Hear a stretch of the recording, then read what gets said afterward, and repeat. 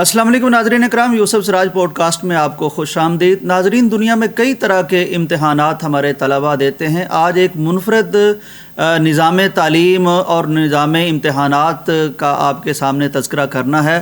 یہ زیادہ تر اس سے دینی طلباء تعلق رکھتے ہیں، اور جب وہ اس نظام سے گزرتے ہیں تو ان کے لیے بہت اور بے شمار اپرچونٹیز موجود ہوتی ہیں آگے بڑھنے کی۔ اس کو کہتے ہیں وفاق المدارس، اور جس وفاق المدارس کا آج ہم آپ کے ساتھ تذکرہ کرنے لگے ہیں وہ ہے وفاق المدارس السلفیہ۔ وفاق المدارس السلفیہ کے مدار المہام اور اس کے ناظم اعلیٰ جناب پروفیسر یاسین ظفر صاحب ہمارے ساتھ موجود ہیں۔ ہم آپ کے ممنون بھی ہیں کہ آپ نے وقت نکالا۔ آپ نے حال ہی میں ایک بہت دیرینہ لوگوں کی ایک ضرورت تھی کہ اتنا بڑا وفاق ہے، ڈبل ایم اے کے برابر اس کی ڈگری ہے، اور ہر سال کچھ 37-36 ہزار طلباء اس نظام امتحانات سے گزرتے ہیں، لیکن ان کے پاس کوئی گائیڈ بک نہیں تھی کہ اس کے داخلے کب ہوتے ہیں، اس کا نصاب کیا ہے، داخلہ لینے کا طریقہ کیا ہے، اور خاص طور پر پھر یہ نظام کیسے شروع ہوا، اس کی تاریخ کیا ہے، اس میں کن شخصیات نے کردار ادا کیا۔ تو اس حوالے سے یہ بڑی ایک شاندار کتاب ہے جو آپ اسکرین پر اس وقت دیکھ رہے ہیں، وفاق المدارس السلفیہ پاکستان تاریخ کے آنے میں۔ یہ اتنی زیادہ ضخیم کتاب نہیں ہے، لیکن اس میں 45 سالہ اس وفاق کی تفصیل بھی آ گئی ہے، اس کی ہر وہ ڈیٹیل اس میں آ گئی ہے جو طلباء کو یا اس سے جڑے مدارس کو ضرورت ہوتی ہے، اور بے شمار بیچارے فون کرتے رہتے ہیں ہیڈ آفس میں، دفتر میں، اور کچھ ان کو ملتا ہے کچھ نہیں ملتا، لیکن اب یہ آسانی ہو گئی ہے۔ چور صاحب، سب سے پہلے تو آپ کو مبارکباد اور شکریہ بھی کہ آپ تشریف لائے۔ آج ہی تقریب بھی ہوئی اس کتاب کی، اور اس میں اتنی شاندار شخصیات تھیں، پروفیسر ساجد میر صاحب، پھر ڈاکٹر حافظ عبد الکریم صاحب، اور پھر بے شمار علماء اکرام اور اسکالرز اور قلمکار وہاں موجود تھے۔ ان کی گفتگو میں سنتا رہا، وہ سب آپ کو ہدیہ تبریک پیش کر رہے تھے۔ تو یہ فرمائیے تھوڑا سا اس کتاب کے تعارف سے پہلے کہ یہ وفاق، تاکہ ہمارے دیکھنے والوں کو اندازہ ہو جائے کہ یہ کون سا نظام ہے اور اس سے کیا کیا فائدے ہیں۔ بسم اللہ الرحمن الرحیم۔ سب سے پہلے تو میں آپ سب کا شکر گزار ہوں کہ مجھے کچھ یہاں کہنے کا موقع آپ نے دیا۔ گزارش یہ ہے کہ وفاق المدارس السلفیہ پاکستان یہ دینی مدارس کی ایک تنظیم ہے جو امتحانات کے لیے بنائی گئی ہے۔ ٹھیک، یہ سالانہ امتحانات لیتی ہے، اور وفاق کے تحت 4 مراحل ہیں: ثانویہ عامہ، ثانویہ خاصہ، عالیہ اور عالمیہ۔ ٹھیک ہے، تو ان کو عام زبان میں ہم کہہ لیں کہ میٹرک کیفے، بی اے اور ڈبل ایم اے۔ جی ٹھیک، تو اس کے امتحانات سال میں ایک دفعہ ہوتے ہیں شعبان کے مہینے میں، اور اس کا پھر ضمنی جو ہے وہ ذی الحجہ کے آخر میں جا کے ہو جاتا ہے۔ تو الحمدللہ ہر سال تقریباً 36-35 یا اس سے بھی کم و بیش طلباء طالبات اس میں شریک ہوتی ہیں۔ حفظ کے بچے الگ سے ہیں۔ تو یہ ایک بڑا منظم اور مرتب پروگرام ہے امتحانات کا، جو کہ ایک ہی وقت میں پورے پاکستان میں ہم اس امتحان کا انعقاد کرتے ہیں، اور اس کے لیے پورا اہتمام اور شفافیت کا اہتمام کیا جاتا ہے، اور بعد میں پھر ان پرچوں کی تصحیح ہوتی ہے، اور ممتحنین اس کو چیکنگ کرتے ہیں اور پھر نمبر لگاتے ہیں۔ جو چیک کرنے والے ہوتے ہیں ان کے اوپر بھی چیکنگ ہوتی ہے، اور تاکہ پتہ چلے کہ صحیح طریقے سے سب کو نمبر جو ہے نا، جو ان کا مقدر ہے، جو ان کا نصیب ہے، ان کو مل جائیں۔ تو اس پر پورے پاکستان سے الحمدللہ یہ اس کے ساتھ 1400 سے زیادہ مدارس اس وقت منسلک ہیں، اور اس میں زیر تعلیم طلباء کی تعداد جو ہے وہ 1 لاکھ کے قریب ہوتی ہے، لیکن اس میں سے تقریباً کوئی 36 سے 35 یا اس سے کم و بیش طلباء وہ ہمارے سالانہ امتحان میں شریک ہوتے ہیں۔ بالکل ٹھیک۔ جو صاحب یہ فرمائیے کہ اس امتحان سے گزر کر یہ ڈبل ایم اے کی ڈگری جو ہے یہ حکومت کے ہاں منظور شدہ ہے، طلباء پھر آگے اس سے کیا فائدہ اٹھا سکتے ہیں؟ ظاہر ہے یہ ہماری ڈگری ہائر ایجوکیشن کمیشن کے ہاں مقبول ہے، ان کی تصدیق سے ہی پھر طلباء آگے اپنی تعلیم کا سلسلہ بھی جاری رکھ سکتے ہیں، وہ ایم فل کر سکتے ہیں، پی ایچ ڈی کر سکتے ہیں۔ اسی سند کے اوپر، اس ڈگری کے اوپر وہ تعلیمی شعبے میں اپنی خدمات پیش کر سکتے ہیں۔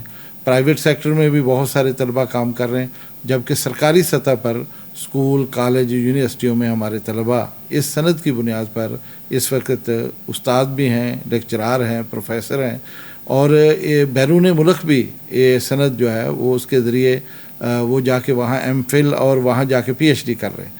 تو اس لیے اس سند کے ذریعے سے اکیڈمک جو سہولیات ہیں وہ بچوں کو میسر ہیں۔ بالکل صحیح. چودھری صاحب یہ فرمائیے کہ آپ نے یہ کتاب مرتب فرمائی، اس کی کیا ضرورت آپ نے محسوس کی؟ بڑے عرصے سے یعنی 45 سال ہو گئے وفاق چل بھی رہا تھا، تو اب یہ آپ کی کتاب آئی ہے، اور میں سن رہا تھا کہ جتنے بھی ہمارے اسکالرز تھے وہ کہتے تھے وقت کی اہم ترین ضرورت ہے. بعض نے کہا کہ گویا کہ آپ نے امت پر احسان کیا ہے یہ کتاب لکھ کر.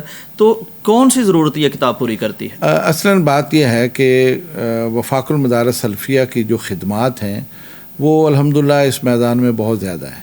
ہم نے کوشش کی ہے کہ مدارس کے درمیان وحدت قائم کریں، ایک نصاب، ایک نظام، ایک امتحان کے ذریعے سے اس مدارس کے طلباء کو ایک چھتری کے نیچے ہم جمع کریں.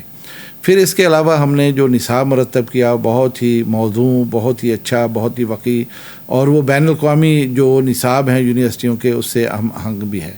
تو ہماری یہ خدمات اس سلسلے میں کہ ہم اساتذہ کو بھی تربیت دیتے ہیں، آخری کلاس کے طلباء کو بھی تربیت دیتے ہیں، اور پھر ان کو کتابیں بھی مہیا کرتے ہیں، رہنمائی مہیا کرتے ہیں. وفاق کے ذریعے سے ہم نے ایک اچھا شعور پیدا کیا ہے طلباء کے اندر، اساتذہ کے اندر، کہ وہ محنت کریں اور اس کے لیے باقاعدہ تیاری کر کے دیں، اس لیے کہ اس کی بنیاد پر بہت ساری ان کے لیے راہیں کھل جاتی ہیں ترقی کی. تو یہ جتنی بھی خدمات تھی وفاق المدارس سلفیہ نے انجام دی، لیکن لوگ ان کی اس خدمات سے آگاہ نہیں تھے. تو اس کو پیش نظر رکھ کر میں نے محسوس کیا کہ ہم ان تمام چیزوں کو جمع کریں اور لوگوں کی آگاہی کے لیے اس کو پیش کریں. اور اس کے ساتھ میں یہ سمجھتا تھا کہ اس محنت کے پیچھے کوئی 1 2 4 دن کی بات نہیں ہے، یعنی کم و بیش ایک صدی لگی ہے، ایک صدی لگی ہے. بر صغیر ابھی تقسیم نہیں ہوا تھا، ہندوستان میں ہی ہمارے اکابر نے تنظیم المدارس کے نام سے ایک ادارہ قائم کیا تھا، اور اس کے تحت وہاں بڑے بڑے مدارس کو انہوں نے جمع کر کے تو ان کے نظام اور ان کے نصاب کو یکجان کرنے کی کوشش کی. اس میں پیش ہمارے مولانا امرتسری رحمہ اللہ، ثناء اللہ امرتسری رحمہ اللہ وہ شامل ہیں، اور انہوں نے ہی اس کے لیے ساری محنت کی. اور جامعہ رحمانیہ دہلی اس کا مرکز تھا، لیکن بعد میں پاکستان بن گیا تو پھر وہ پروگرام تو نہ چل سکا. لیکن پاکستان بننے کے بعد یہ ضرورت محسوس کی جاتی رہی. الحمدللہ جن حضرات نے مرکزی جمعیت کو بنایا انہوں نے ہی جامعہ سلفیہ کی بنیاد رکھی، اور اس وقت بھی ان کا ارادہ یہی تھا، لیکن حالات ایسے بنے کہ وہ اس پر عمل نہ کر سکے. لیکن سن 70 کے بعد یہ پھر ایک سلسلہ خوبصورت بن گیا. نصاب سازی اثر نو ہوئی، ہم نے اس نصاب کو بین الاقوامی نصاب کے برابر بنا دیا، جس کو تمام مدارس نے قبول کیا. پھر 1978 میں جا کے اس کا پہلا امتحان ہوا. تو یہ ساری چیزیں جو ہے اس کا ایک پس منظر ہے یہ. اور سب سے بڑھ کر میں یہ عرض کروں کہ بعض کام بڑے وقت لیتے ہیں، لیکن کبھی کبھی ایسا بھی ہوتا ہے کہ اس کا کریڈٹ کوئی اور لے جاتا ہے. تو میں نہیں چاہتا تھا کہ اس طرح کی کوئی صورت پیدا ہو. اس سے پہلے کہ کوئی یہ ساری کہانیاں اپنے کھاتے میں ڈالے تو میں اس کو مرتب کر کے منظم کر کے ایک تاریخ بنا دوں تاکہ یہ سند رہے اور کوئی بھی آدمی اس کو اپنی کارکردگی شو نہ کر سکے. اس لیے کہ اس طرح کی صورتحال کبھی کبھی بن جاتی ہے. تو الحمدللہ اس کتاب کے آنے کے بعد وہ سارے دروازے بند ہو گئے ہیں. اب ہم نے دیانتدارانہ طور پر جن حضرات نے اس میں کوئی دامے درمے سخنے کوئی بھی قدم اٹھایا ہے تو ہم نے اس کا تذکرہ اس میں کیا ہے، اور ان کی خدمات کا اعتراف کیا ہے، ان کے حالات بھی لکھے ہیں، اس نے کس کس شعبے میں کام کیا یہ بھی ہم نے لکھا ہے، اور پھر اس کے لیے جو توغدو سرکاری سطح پر ہوئی ہے اس کا بھی میں نے تذکرہ کیا ہے. جو سب یہ ایک پہلو ہے اس کتاب کا کہ وہ ہسٹری کہاں سے شروع ہوا، کردار کیا تھے. یہ فرمائیے کہ اب ہمارے طلباء کے لیے کس طرح مفید ہے، یا وہ لوگ مدارس والے جو کس طرح فائدہ اٹھا سکتے ہیں؟ دیکھیں، وفاق المدارس سلفیہ محض ایک امتحانی ادارہ نہیں ہے، بلکہ یہ حقیقت میں دینی مدارس کو رہنمائی فراہم کرنے والا ایک پلیٹ فارم ہے. بالکل صحیح. اس لیے ہم کبھی کبھار تربیتی ورکشاپ اساتذہ کے لیے، طلباء کے لیے ہم کرتے ہیں، حتیٰ کہ ناظمین کے لیے بھی ہم کرتے ہیں. پھر اس کے ساتھ ہم ورکشاپ کے علاوہ ان کو خطوط لکھتے ہیں، مختلف ہدایات، مختلف تعلیمات، مختلف چیزوں کی نشاندہی ہم اس میں کرتے ہیں. تو یہ ایک پورا رہنمائی دینے والا ادارہ ہے. اور پھر اس کے ساتھ ساتھ اس میں ہم نے چونکہ اس کے نصاب کو لکھا ہے، نصاب کی خصوصیات کو ذکر کیا ہے، اس کی تدریس کا طریقہ ہم نے لکھا ہے، اور پھر نصاب کو جس طرح سے ہم نے عامہ، خاصہ، عالیہ اور عالمیہ میں تقسیم کیا ہے اس کا تذکرہ ہے، پھر اس کی جو خصوصیات ہیں اس کا تذکرہ ہم نے کر دیا. لہذا یہ کتاب جہاں طلباء کی رہنمائی کرے گا، اور جہاں یہ ناظمین مدارس کی رہنمائی کرے گا وہاں ان لوگوں کے لیے رہنمائی کا باعث بنے گا جو دینی مدارس کے مزاج کو سمجھنا چاہتے ہیں، جو وفاق المدارس کی کارکردگی کو دیکھنا چاہتے ہیں اور اس پر سرچ کر رہے ہیں، کہیں انہوں نے مقالہ پیش کرنا ہے، کہیں انہوں نے گفتگو کرنی ہے، کہیں انہوں نے تقریر کرنی ہے، کسی کے سامنے انہوں نے مدارس کے وکالت کرنی ہے، تو یہ کتاب ان کے لیے رہنما اصول مرتب کر دے۔ بہت خوب ماشاءاللہ۔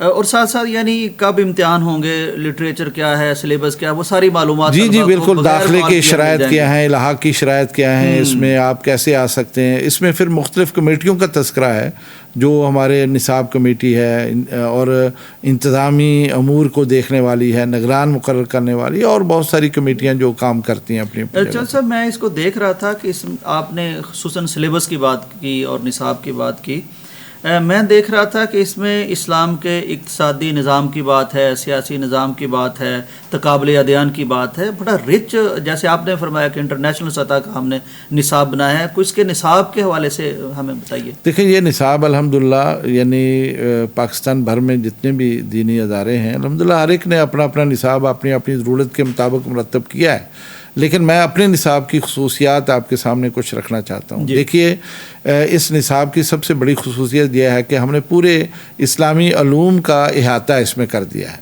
اور پھر بنیادی طور پر ہم پڑھاتے ہیں قرآن اور حدیث، لیکن قرآن اور حدیث کو سمجھنے کے لیے کچھ معاون علوم ہم نے اس میں رکھے ہیں، جس میں گرامر بھی آتی ہے، ادب، عربی ادب آتا ہے، جس میں پھر فنون آ جاتے ہیں، یہ ساری چیزیں ہم نے اس کو اس میں سمویا ہے۔ بالکل صحیح۔ لیکن اس کے ساتھ ہم اس چیز سے غافل نہیں ہیں کہ اس میں فقہ کا جو باب ہے وہ بہت اہمیت کا عمل ہے، کیونکہ بہت سارے فقہی مسائل جو لوگوں میں تنازع کا باعث بنتے ہیں، لیکن وفاق المدارس سلفیہ کا نصاب ایسا ہے کہ چونکہ پاکستان میں ہے لہذا ہم فقہ حنفی کو سب سے زیادہ ہم تدریس اس کی کرتے ہیں تاکہ طلبہ اس فقہ کو سمجھ سکیں۔ اس کے بعد ہم فقہ مقارنہ پڑھاتے ہیں جس میں تمام فقہ آ جاتی ہے، امام شافعی کی، امام مالک کی، امام احمد بن حنبل کی، امام ابن حزم کی، تاکہ طلبہ کے اندر وسعت پیدا ہو، وہ کسی خاص ایک دائرے کے اندر بند نہ رہیں بلکہ وسعت قلبی کے ساتھ تمام فقہ ان کی نظر سے گزرے، اور جہاں کہیں وہ دیکھیں کہ یہ مسئلہ صحیح ہے، راجح ہے، اس کو وہ بیان کر دیں۔ یہ ہمارے اس نصاب کی اہم ترین خصوصیت ہے۔ اس کے ساتھ ہم نے جدید جو موضوعات ہیں ان کو بھی اس نصاب کا حصہ بنایا، جیسے تقابل ادیان ہے، جیسے اقتصادیات ہے، سیاسیات ہے، اور سب سے بڑھ کر حجیت حدیث ہے۔ ہمارے نصاب کے اندر یہ حجیت حدیث یہ بڑی اہمیت کی حامل ہے۔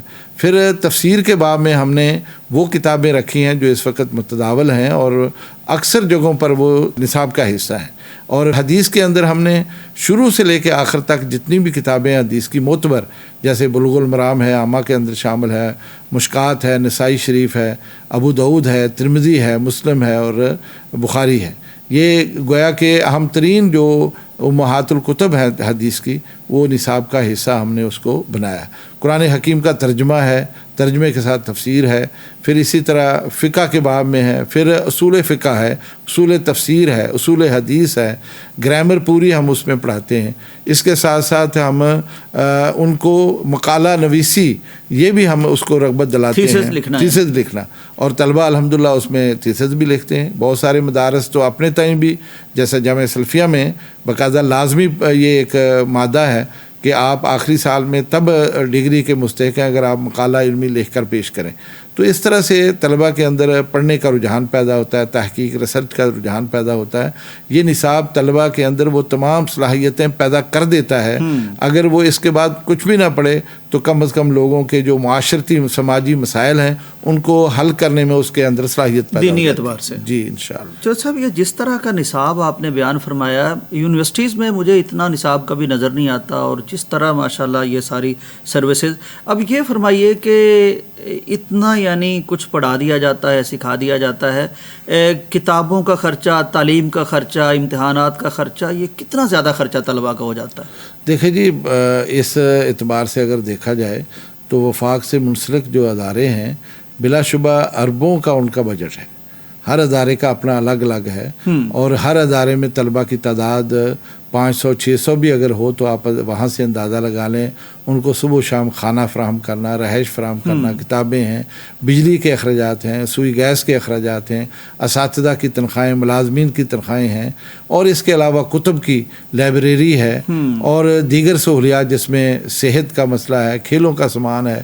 یعنی اگر ان ساری چیزوں کو آپ دیکھیں تو منتھلی جو ہے 50-60-70 لاکھ بآسانی یعنی یہ خرچ ہوتا ہے، اور یہ انتہائی محدود پیمانے پر کنجوسی کے ساتھ. لیکن اگر کوئی زیادہ وسعت کے ساتھ کرے تو کروڑوں میں بھی جاتا ہے.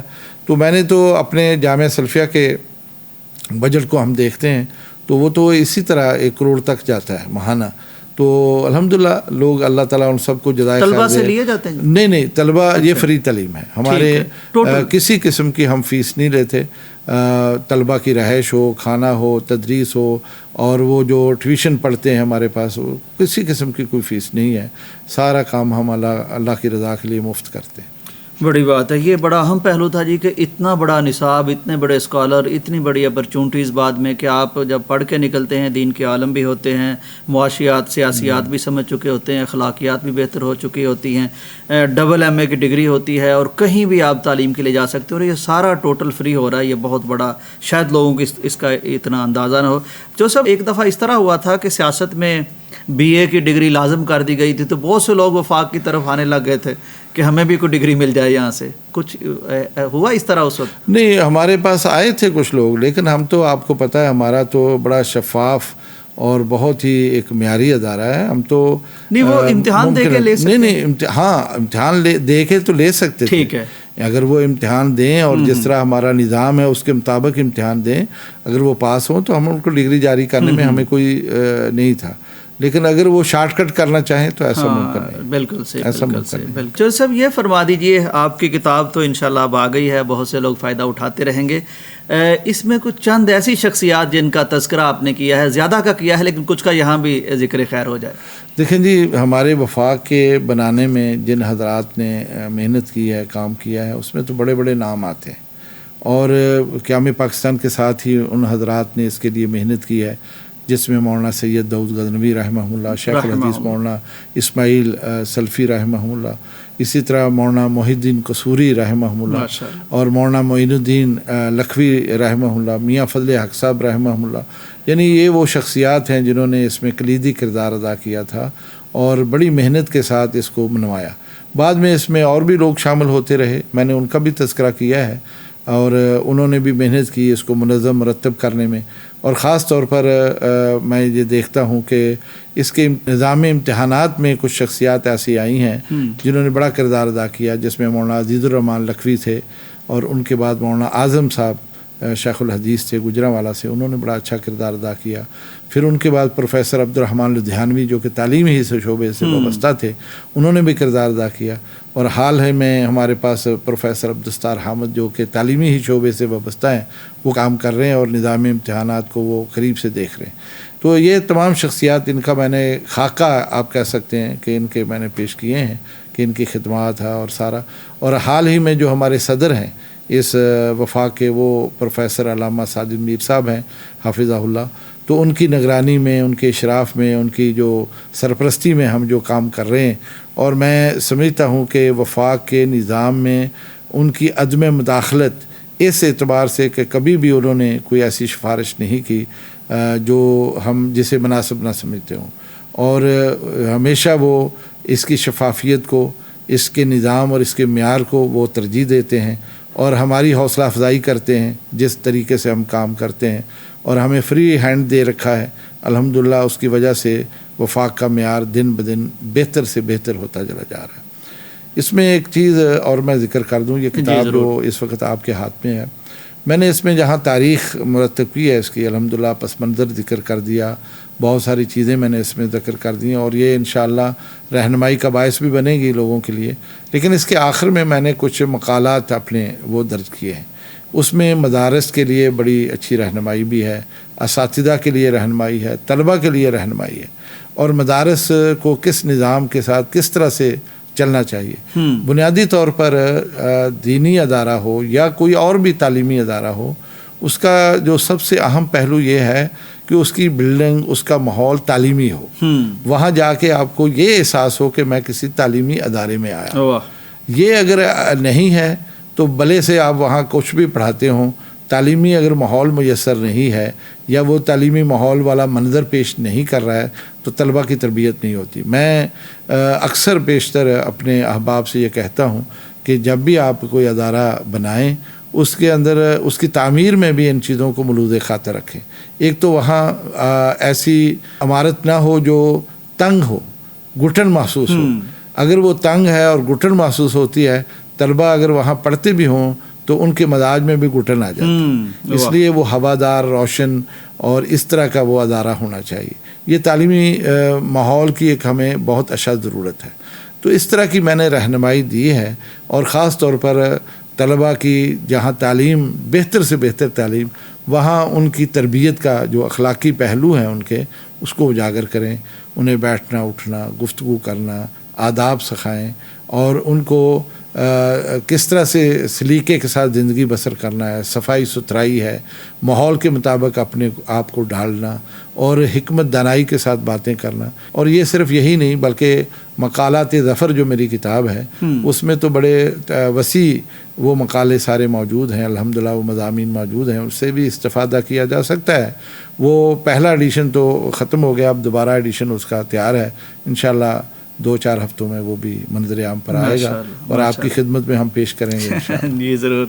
چودھری صاحب، میں چونکہ خود آپ کا اسٹوڈنٹ بھی ہوں، جامعہ کا صدقہ جاریہ ہوں، میں نے زندگی میں آگے جتنا کچھ بھی تھوڑا بہت کیا ہے، مجھے ایک بات پہ ہمیشہ اطمینان رہا کہ میری تربیت میں جامعہ نے جو فکری اعتدال مجھے وہاں سے ملا، اور جو جیسے آپ نے کہا کہ وسعت ملی، وہ میں جہاں بھی چلا گیا، صحافت میں چلا گیا یا یہ ہمارا دینی میڈیا اس میں آ گیا، تو کبھی مجھے شرمندگی نہیں ہوئی، کبھی موقف سے پسپائی اختیار کرنی نہیں پڑی، اور کبھی میری تنگ نظری سے کسی کو مسئلہ نہیں ہوا. بلکہ وہ حیران ہوتے ہیں کہ یار اس طرح کے بھی لوگ ہیں جو دین کی نمائندگی، ہم دین کی اس طرح تو نہیں کر رہے لیکن چلو.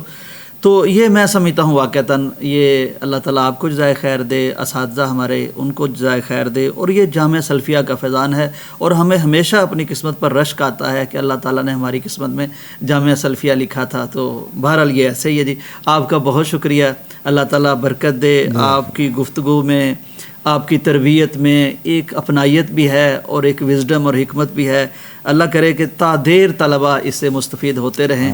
بہت شکریہ آپ کی آمد کا، اس کتاب کے تحفے کا. مقالات ظفر وہ بھی قوم کے سامنے دوبارہ سے پیش ہو جائے گی. اور اللہ کرے کہ آپ، یعنی میں سمجھتا ہوں کہ یعنی آپ اس عمر کے اس حصے میں ہیں جہاں اب آپ کے پاس خرد بہت جمع ہو گئی ہے اور آپ وہ خیر بانٹتے رہے. بہت شکریہ آپ کی آمد کا. ناظرین، ہمارے ایک صدر نے بھی اس بارے میں بات کہی تھی، آن ریکارڈ ہے، کہ دنیا کا سب سے بڑا این جی او کا نیٹ ورک اگر کوئی ہے تو وہ مدارس ہیں، اور مدارس میں کتنا خیر ہے اور یہ معاشرے کی کس طرح سے خدمت کر رہے ہیں لوجہ اللہ. اس کا تھوڑا سا منظر آپ نے دیکھا. کتاب بھی ضرور دیکھیے گا، اور اس کتاب کے جو مشمولات ہیں وہ جس طرف اشارہ کرتے ہیں اس نظام کی طرف بھی ضرور جائیے گا. انشاءاللہ اس میں بہت خیر و برکت ہے. اس کے ساتھ ہی ہمیں اجازت دیجیے. اللہ حافظ.